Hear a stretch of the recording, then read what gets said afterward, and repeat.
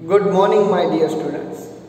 Previous lecture के अंदर हमने लर्न किया था dimensions of physical quantities and today we are going to learn about dimensional formulas. अगर हमारे पास कोई भी फिजिकल क्वांटिटी हो और उसका हमें डायमेंशनल फॉर्मूला लिखना है तो हम कैसे लिखेंगे? Let's start. First of all मुझे एरिया का डायमेंशनल फॉर्मूला लिखना है। तो कोई भी डायमेंशनल फॉर्मूला लिखने के लिए फर्स्ट ऑफ ऑल आपको उसका फॉर्मूला याद होना चाहिए। सपोज मेरे पास अगर कोई भी स्क्वायर हो तो स्क्वायर का एरिया क्या होगा? स्क्वायर का area is equal to length into length, यानी कि एल स्क्वायर, राइट। तो इसका हम डायमेंशंस कैसे लिखेंगे, डायमेंशनल फॉर्मूला कैसे लिखेंगे? यहाँ पर हमें एम, एल, टी और ए लिखना है, राइट। उसके बाद क्या करना है? यहाँ पर हमें मास तो दिया नहीं है, यानी कि m0। अब लेंथ यहाँ पर 2 टाइम्स आई ना, इसलिए L2 पुट करना है। m0 L2। टाइम यहाँ पर दिया है, नॉट गिवन, टाइम की वैल्यू 0। ये ए दैट मीन्स एम्पियर, उसकी भी वैल्यू क्या आएगी? 0। तो हमारा एरिया का डायमेंशनल फॉर्मूला होगा m0 L2 T0 A0, right. Second one volume यानी कि length into breadth into height, LBH। अब देखो यहां पर क्या होगा, सबसे पहले हमें MLT लिख देना है। अब यहां पर L यानी कि लेंथ है, ब्रेथ वो भी लेंथ है, हाइट वो भी लेंथ है। तो m0 मास तो कुछ है नहीं, लेंथ हमारी कितने टाइम्स आई? 3 टाइम्स आई ना, इसलिए L3। टाइम की वैल्यू तो नहीं है, T0 और A भी 0, क्लियर। अगर हम बात करें स्पीड के बारे में, speed is equals to distance upon time, right. अब इसमें ध्यान देना, ये हम ए अगर यहां पर नहीं लिख रहे तो भी चलेगा। अब पहले M, L, T और A लिख देना। उसके बाद डिस्टेंस जो है हमारा, उसको हम लेंथ बोलते हैं ना, दैट मीन्स m0 डिस्टेंस यानी कि L1। अब ये टाइम है, वो तो डिनोमिनेटर में है ना, तो ये टाइम को मैं जैसे ही मैं ऊपर न्यूमरेटर में ले जाऊं तो उसका जो पावर है वो क्या हो जाएगा? -1, इसलिए t⁻⁻1 और a की वैल्यू 0। सो दैट स्पीड का जो डायमेंशनल फॉर्मूला होगा वो क्या होगा? m0 L1 t-1 और a0। अब हम बात करेंगे एक्सेलरेशन के बारे में। एक्सेलरेशन यानी कि वेलोसिटी अपॉन टाइम, राइट। अब सबसे पहले ध्यान से देखना, यहां पर स्पीड और वेलोसिटी इन दोनों का डायमेंशनल फॉर्मूला सेम है, क्लियर। तो अब जैसे ही मुझे वेलोसिटी का जो डायमेंशनल फॉर्मूला है वो मुझे पता है, वो क्या है? m0 L1 t-1, right.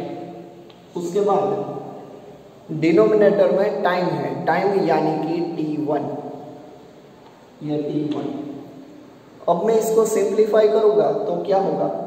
ये t1 ऊपर चला जाएगा, यानी कि m0 L1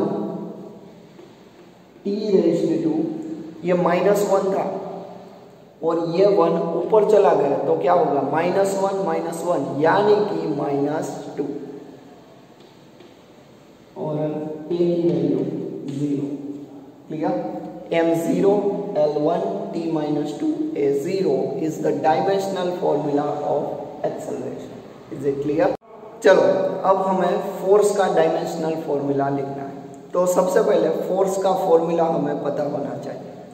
फोर्स का फॉर्मूला है हमारा F is equals to mass into acceleration, F is equals to ma, यानी कि ये जो हमारा मास है उसका डायमेंशनल फॉर्मूला तो हमें पता है m1, क्लियर? मास यानी कि m1। अब एक्सेलरेशन जो है उसका फॉर्मूला हमने प्रीवियसली डिराइव किया, वो क्या था? m0 L1 t minus 2, right? अब इन दोनों को मैं कंबाइन कर रहा हूँ, यानी कि m1 या 1 + 0 यानी कि m1 L1 t minus 2, ये जो फॉर्मूला मिला it is the dimensional formula of force, clear? ये हमारा फोर्स का डायमेंशनल फॉर्मूला मिल गया, राइट? अब हम बात करेंगे वर्क के बारे में। वर्क डन W यानी कि force into displacement, W is equal to F into D, right? अब हमें वर्क का डायमेंशनल फॉर्मूला लिखना है। तो सबसे पहले हम क्या करेंगे, फोर्स का जो डायमेंशनल फॉर्मूला था वो क्या था? m1 L1 t minus 2, m1 L1 t minus 2। और डिस्प्लेसमेंट जो है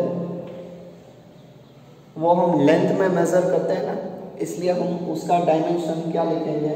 L1, राइट? अब इन दोनों को कंबाइन कर देना है, यानी कि m1 L 1 + 1 2 हो जाएगा और t raised to -2। तो ये हमारा वर्क का dimensional formula m1 L2 t minus 2, right? Now our next physical quantity is power। तो पावर का सबसे पहले इक्वेशन आपको पता होना चाहिए। Power P is equals to W/T।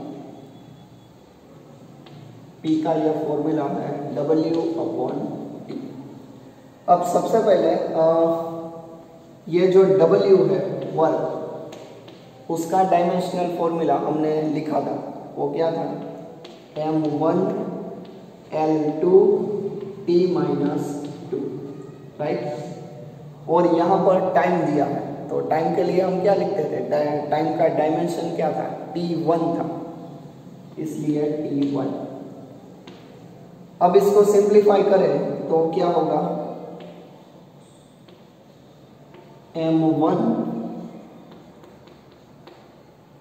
L2 और t, ये -2 -1 यानी कि -3 होगा।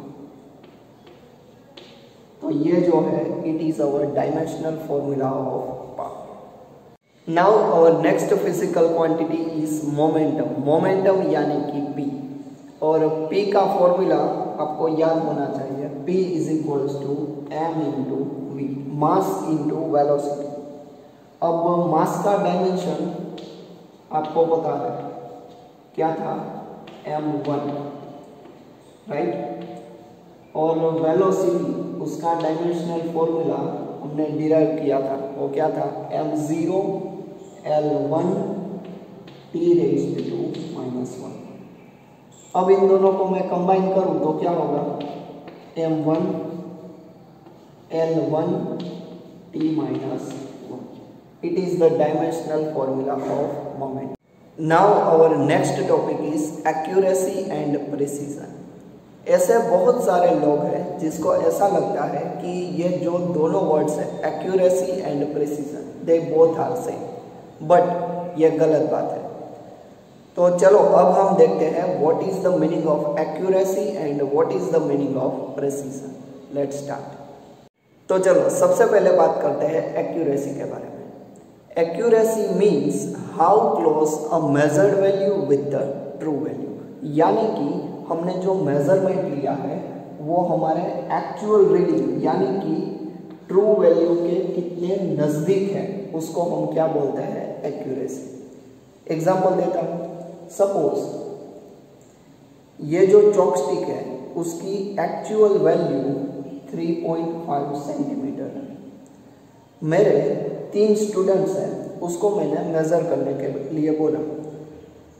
ये स्टूडेंट जो था उसका रीडिंग आया 3.2 सेंटीमीटर, बी का रीडिंग आया 3.4 सेंटीमीटर और सी का रीडिंग 3.1 सेंटीमीटर।